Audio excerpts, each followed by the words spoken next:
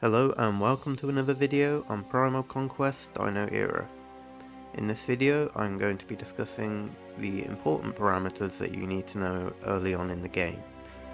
So starting off, we have resources. Now with your resources, these are food, wood, iron and gold. You have multiple different inventories of storage for these. Some of which are safe and protected, some of which are lootable. To begin with, we will be discussing your on-hand inventory. So at the very top here, you can see I have a number next to each icon to indicate the amount of that resource that I have on hand. And if you actually tap the icon, you will pull up a page like this, which will show you more information regarding the level of protected versus non-protected resource. Secondly, we have your bag. Everything in your bag is entirely safe. Many players like to stock up, so as you can see here, I've got 35 million food just sat in my bag, and that is completely safe, as you can see. So in my vault cave I can protect up to 1.69 million food. So as long as this number up here does not exceed that, then everything I have on my hand is safe. So for your third storage option, if you are in a alliance, all alliances have a storage facility. All alliance members can store resources in it. You have a daily cap and a total cap. This is controlled by your current chiefet level. So as that increases, your daily and total cap will increase with it. You may withdraw as much as you like, and you can make multiple withdrawals in one day at any time. However, it is just the storage that is capped to once per day at that amount. So it's recommended to, if you can, always be sending resources to your storage when they exceed your protected requirements. When in your bag, you can tap this icon in the top right, and this will pull up a useful summary of all your resources currently in bag, and this will also include amounts for your resource chests. Resource chests are a very useful item in this game. You can obtain these through event rewards, challenges, and through exchanges for points and other currencies. So by using one chest, we can obtain one of these options. The next resource we have are crystals. These are a premium in-game currency which can be obtained for free, again through event rewards or through challenges or daily quests. There are many ways to obtain crystals without paying, but you can also purchase them, and you also get them in pretty much every offer there is crystals. Crystals have many uses. Example, you can use them to buy items that you don't have. You can use them to speed up pretty much any process in the game, whether it be constructing a building, researching a skill, training a troop. They can also be used to increase outputs. You can even invest your crystals. They have many applications. Next up we have stamina and AP. You can view these at any time by viewing underneath your avatar picture. We have two bars. The top one is stamina and the bottom one is AP. By tapping here, we can pull up this, which has a little bit more information regarding usage, and when you are below your maximum amount, it will have information regarding recovery. Stamina is used when rallying against barbarian camps. As you can see here, it will cost 25 stamina to initiate this rally.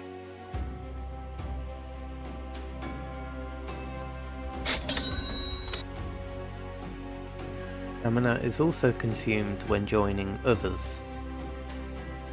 AP is used when hunting dinos on the world map.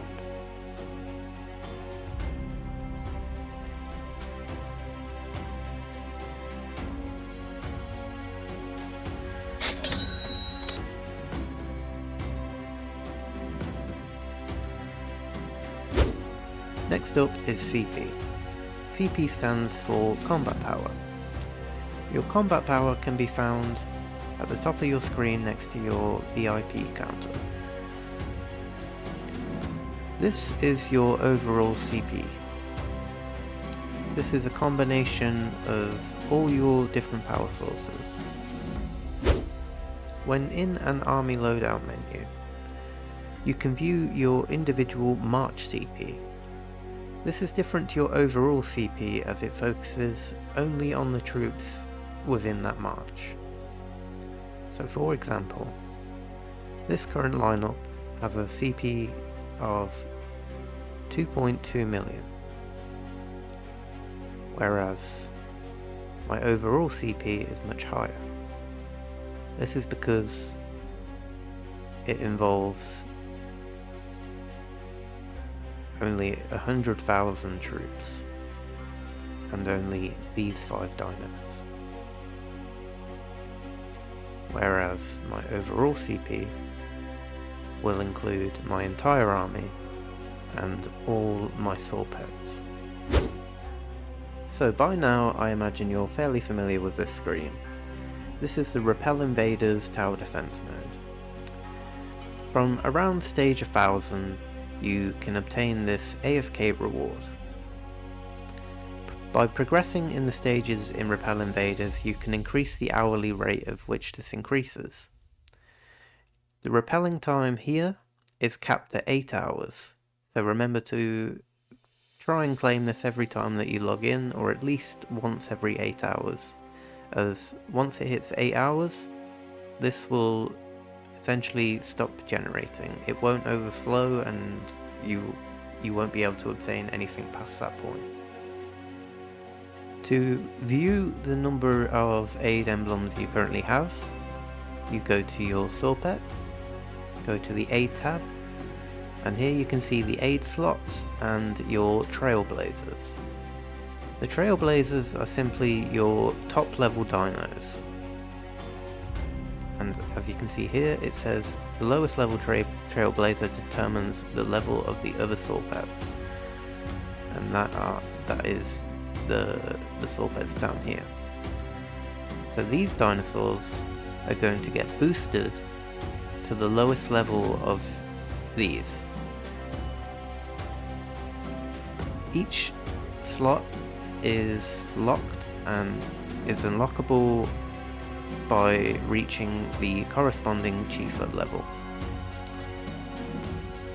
So as you can see here, the aid emblems are the currency required to unlock these.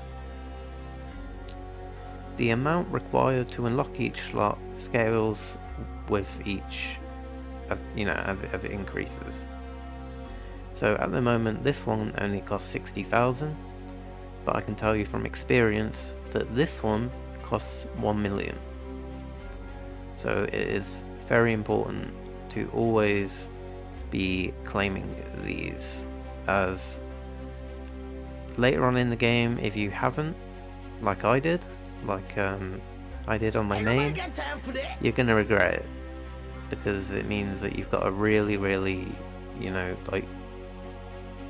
prioritize it later on.